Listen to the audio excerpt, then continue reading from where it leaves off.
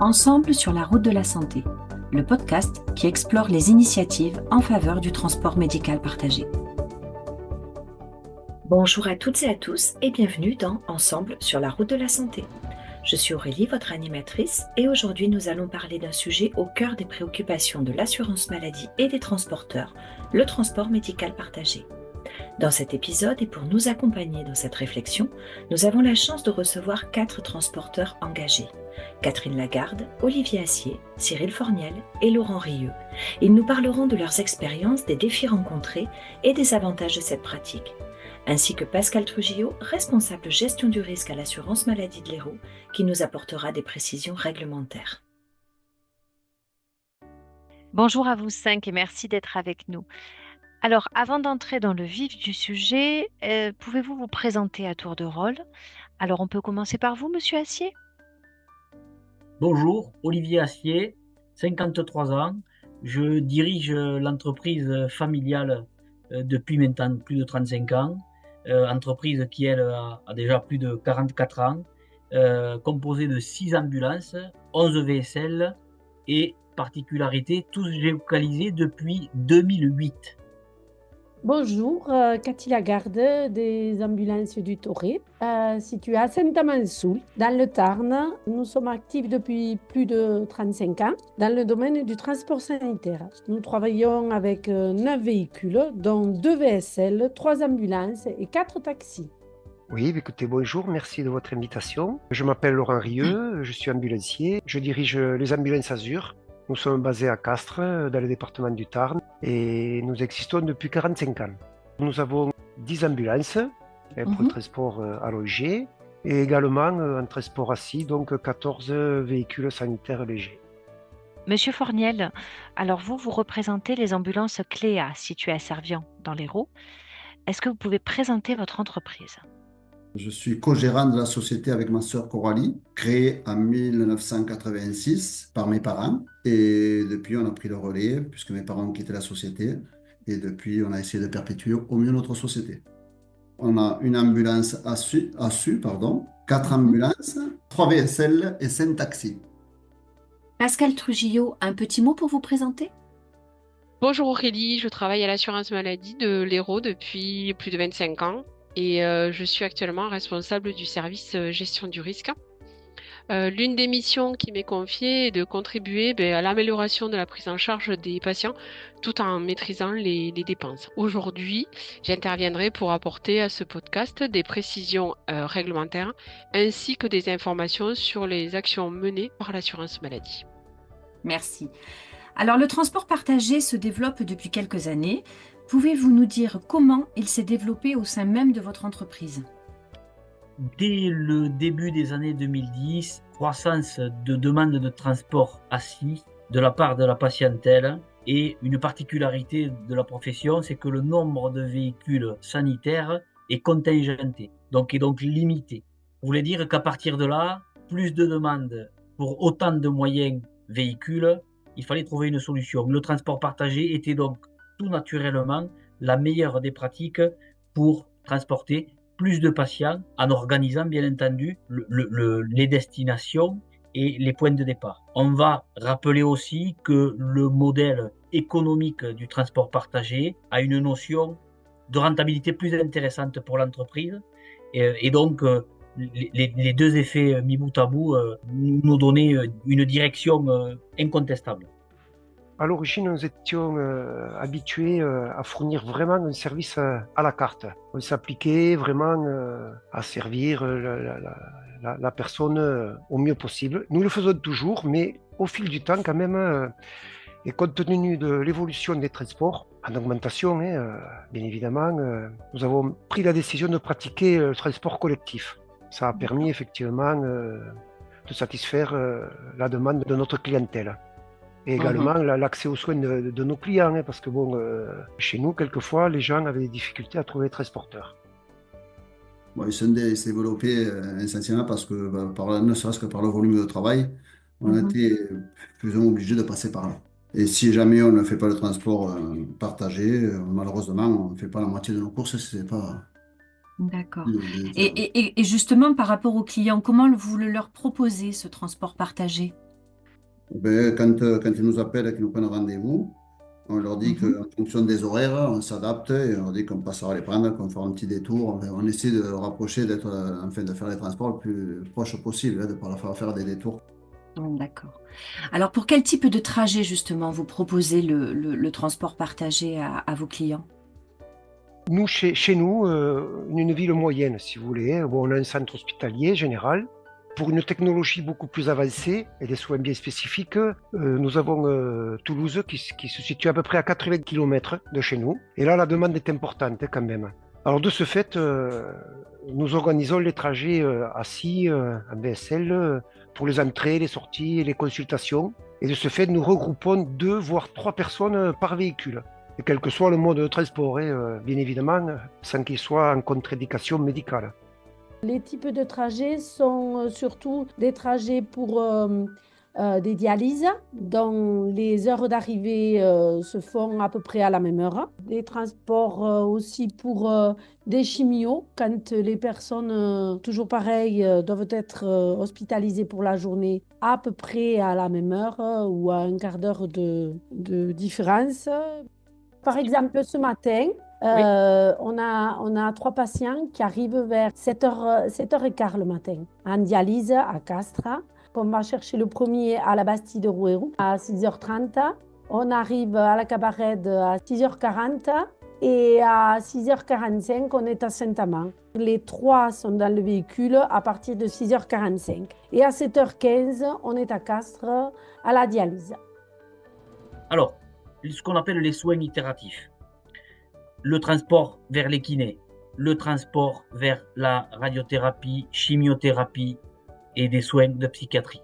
C'est-à-dire des transports récurrents pour des traitements récurrents à heures plutôt régulières et à jours réguliers, ce qui permet d'organiser en amont les prises en charge tant sur le transport aller que sur le transport retour.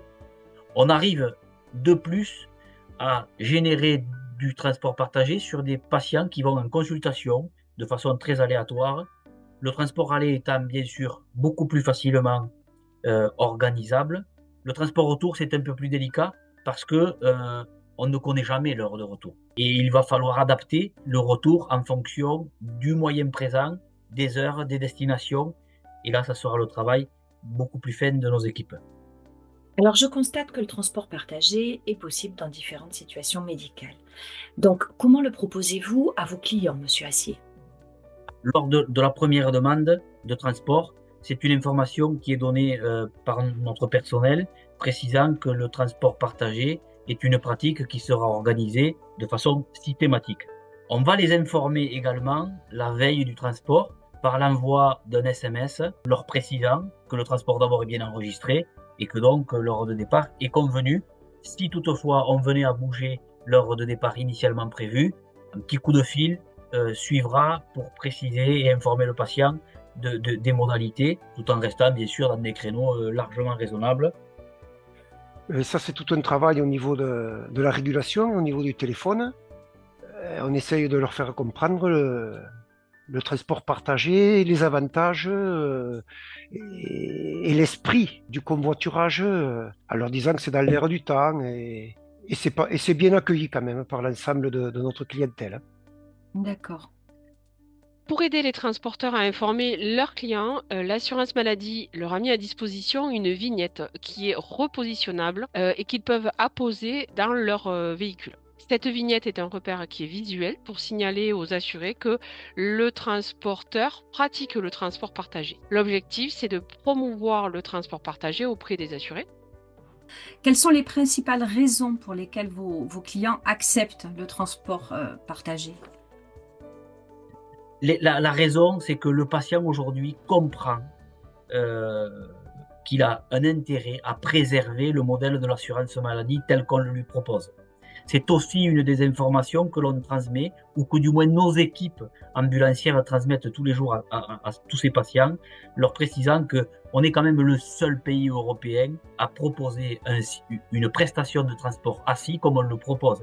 C'est quand même particulièrement confortable. On rappelle juste que les autres pays européens proposent du transport collectif. Quand je dis collectif, c'est du transport à plus de 9 personnes. Donc je vous laisse imaginer les difficultés de prise en charge. On a derrière donc cet aspect économique, puisque la protection du système, c'est quelque part, je génère une économie, puisque quand je réalise du transport partagé, je réalise des ristournes sur chaque facture, et donc l'assurance maladie, finalement, la collectivité s'en trouve encore plus intéressée. On a l'écologie, quoi qu'il en soit. J'aurais envoyé 3 voitures, je n'en envoie qu'une parce que je vais prendre les 3 patients en même temps. Donc je suis sur un modèle vertueux et on le sait que c'est encore plus juste aujourd'hui. Et puis, comme je l'ai dit précédemment, l'entreprise s'y retrouve aussi, puisque bien sûr, elle va avoir ses dépenses qui vont être moindres, avec un effet particulier, c'est que bien sûr, elle va devoir organiser ce transport partagé. Donc ça lui appartient, et c'est une volonté vraiment forte des chefs d'entreprise de vouloir dépêcher ce transport partagé, avec enfin aussi l'appui des caisses primaires d'assurance maladie, qui pour nous aider, peuvent faire, comme on l'a fait dans l'Aude, un flyer permettant d'informer les assurés sociaux pour éviter des fois que le patient s'en prenne à l'entreprise en disant « oui, vous voulez faire ça pour gagner plus d'argent », alors que non, l'objectif étant bien de travailler main dans la main avec le payeur, donc la caisse d'assurance maladie. La plupart du temps, ils n'ont pas d'autre moyen de se déplacer et d'aller dans les centres médicaux. Et si jamais on ne leur propose pas ça, malheureusement, ils auraient du mal à se déplacer, aller dans ces centres. Quand ils nous appellent, malheureusement, c'est qu'ils ont besoin de nous. Et bon, il y a des avantages et des inconvénients, c'est ça, c'est de supporter d'être plusieurs dans la voiture, au maximum 3, bien sûr. Et c'est globalement bien accepté.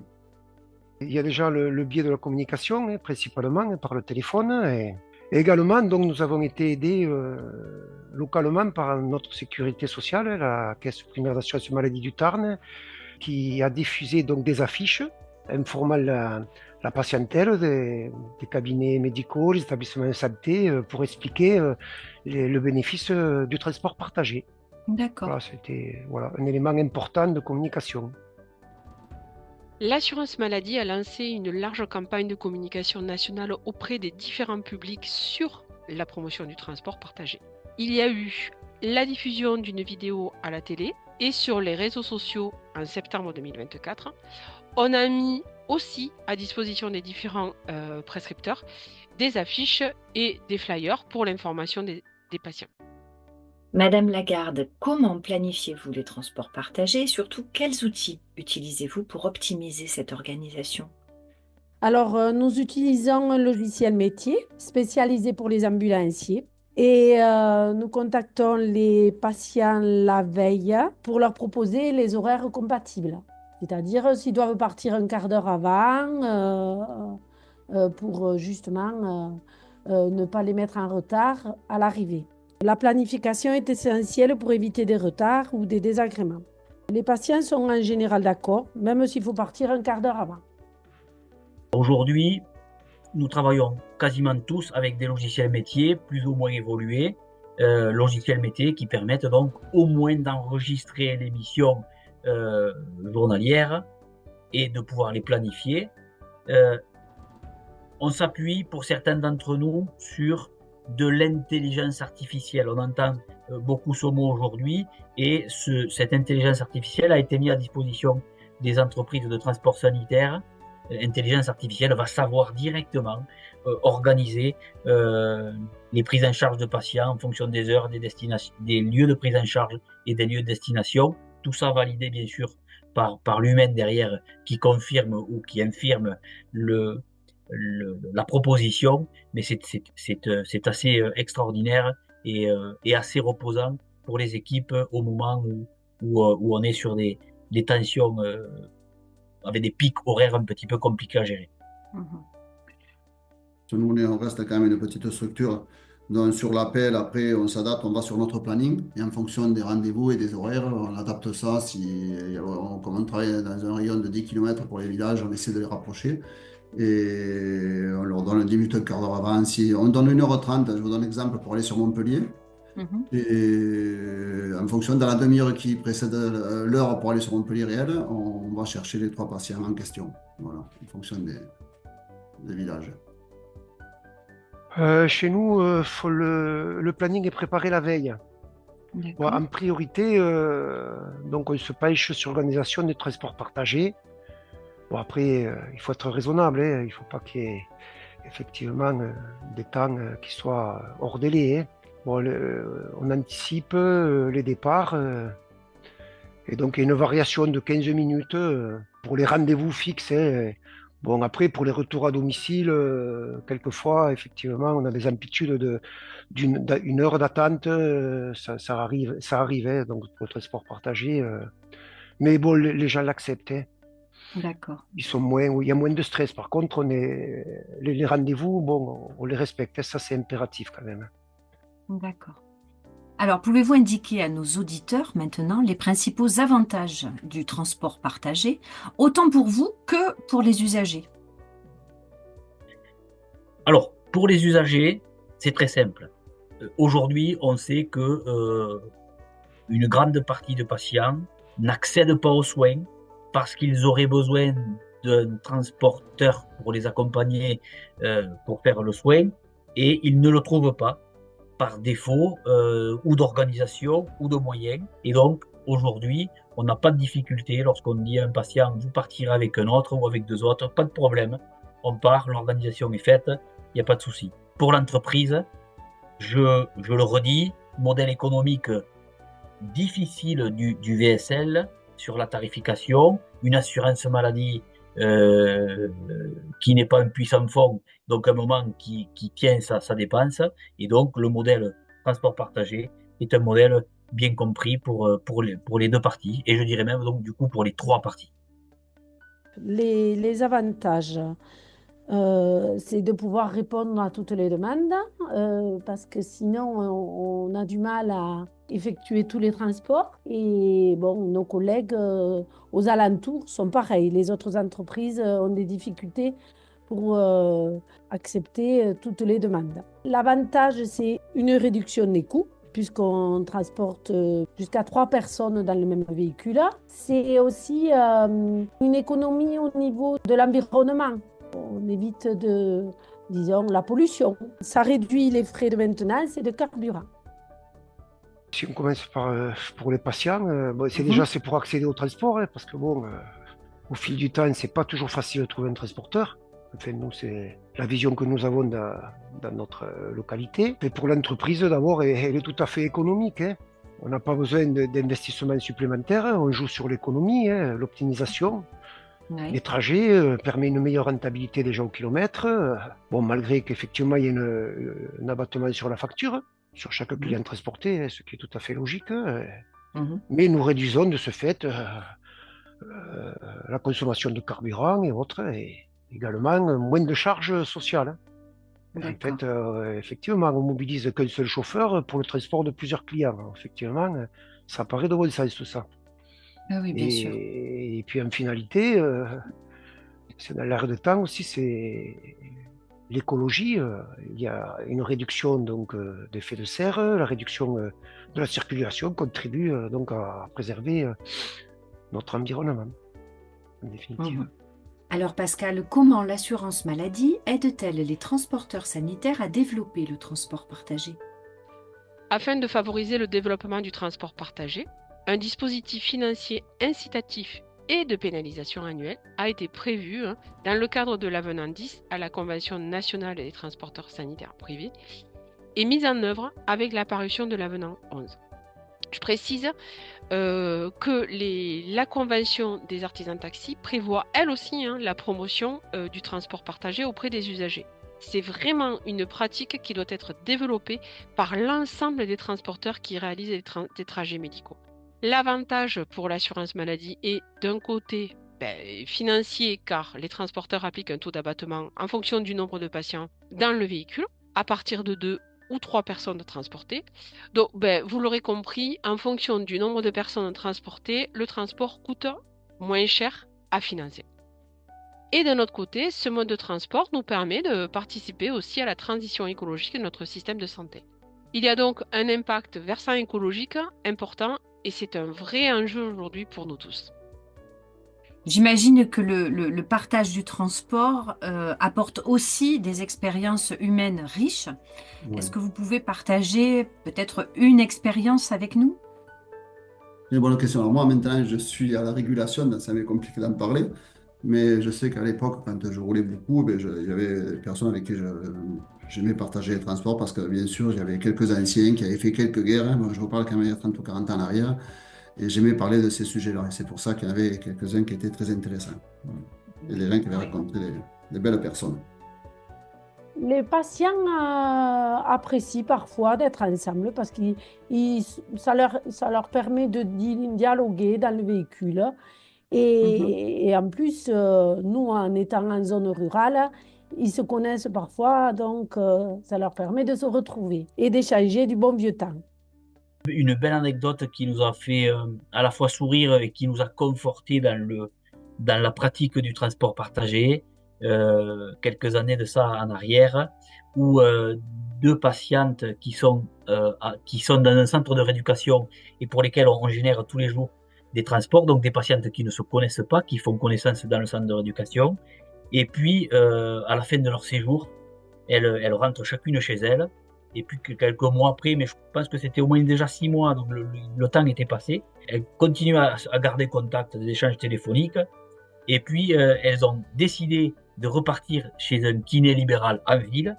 Et elles se sont organisées pour que les horaires soient concomitants et bien sûr nous commander un transport en même temps. Donc finalement, c'est elles-mêmes qui ont généré ce transport partagé avec une organisation propre à elles. Et ça, c'était extraordinaire. Ça veut dire que le pari était réussi et forcément satisfaction complète par rapport au modèle du transport partagé. Bien sûr. Ah oui, alors là, vraiment, c'est un point qui est essentiel aussi, le transport partagé, pour toutes ces personnes qui le partagent, et notamment les transports réguliers, quoi. Il y a un rapprochement toujours, il y a certaines amitiés entre les clients.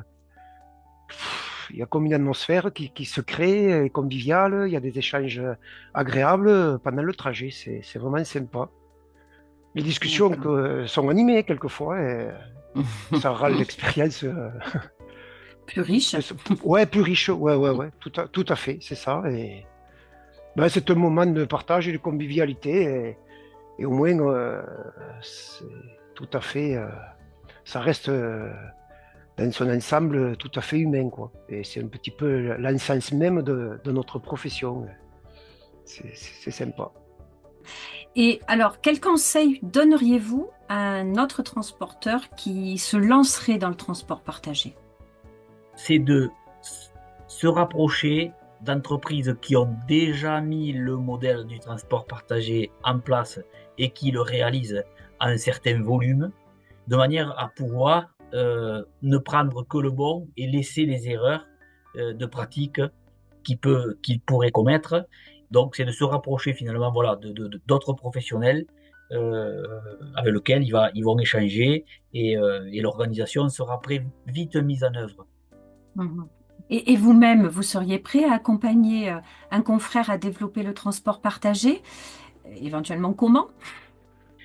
Alors, bien sûr que oui, et j'allais vous dire aussi que on n'a pas attendu et depuis 2010, on est partie prenante dans le transport partagé. Je dis on parce que je suis aussi représentant professionnel au niveau départemental et national. Et donc, c'est aussi pour moi une façon d'expliquer, de faire de la pédagogie.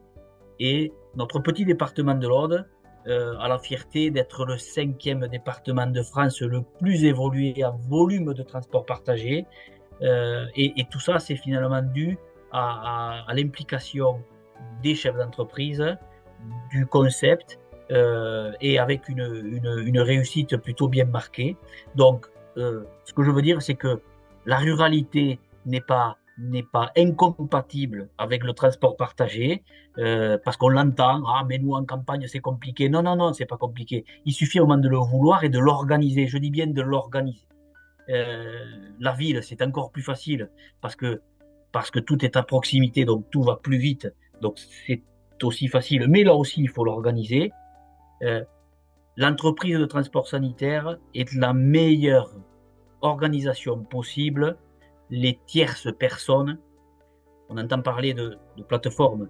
Ces plateformes ne sont pas là pour pour organiser.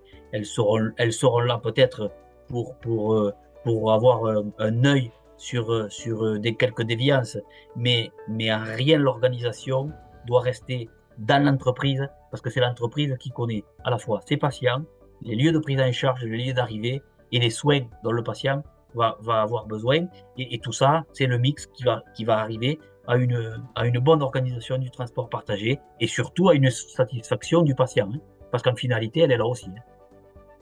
C'est rien de très extraordinaire, mais bon, si vous avez quelques conseils, ça fait plaisir que je la partagerai, bien sûr. Ben, s'il veut m'appeler pour me demander des conseils, il n'y a pas de problème. Hein. Je reste à son écoute et je lui donnerai les conseils que nous pratiquons dans notre entreprise. Ça ne peut être que profitable pour tout le monde. Oui, pour moi, il n'y aurait pas de souci. Hein.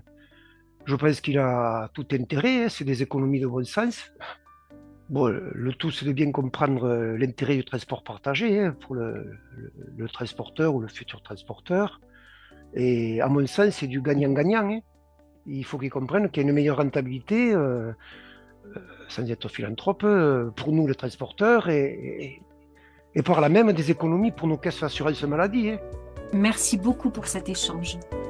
Merci à vous, Aurélie. Je vous en prie, c'est gentil. Merci à vous, Aurélie. Merci à vous, hein, de m'avoir invité. Donc, nous l'avons bien compris, économiquement et écologiquement, le transport partagé est la solution gagnante pour tous. Cela permet de réduire les coûts, mais aussi l'empreinte carbone. Merci encore à nos invités pour ces échanges constructifs. Le transport médical partagé est une solution d'avenir, à la fois économique, écologique et humaine. Chers auditeurs, nous espérons que cet épisode vous a plu. Dans le prochain, nous laisserons la parole à des usagers du transport médical partagé. À bientôt dans Ensemble sur la route de la santé.